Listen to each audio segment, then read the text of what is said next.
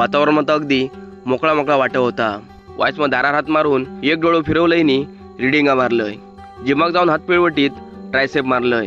मग डेगेकरांच्या गिरणीर गेलंयनी चणे शेंगदाणे घेऊन मानगावकरांकडे इलयनी डझनभर अंडी घेऊकतवस नजर पडली चांगल्या चित्रीकरणावर. आधुनिकरणामुळे पृथ्वीचं होणार ऱ्हास. मग घरा गेलंय तसो कोणाची ढोरा आड्या किल्ली तर त्यांका वाच पिटाळलंय. मग दुपारच्यान पावसान जोर धरल्यानंत लाकडा शेणींवर मेन कापड टाकलो. पाऊस सुरू झाला तसो कोंबडे वसरे घेऊन रवले. वाऱ्याक अगदी जोर लय होतो. कौलान व्हायला पाणी मत पन्हाळ्यांनी माव नाही होता. पाऊस म्हणजे अगदी अतिवृष्टीच होई होती. मग वाऱ्या पावसाचं रूपांतर भयानक अशा वादळात झाला. आमचे थोडक्यात टाके वैले फत्रे उडावले आणि बाकीच्या लोकांची घराची छपराची छपरा उडावली. रील टाकते तो तिसरा दिवस.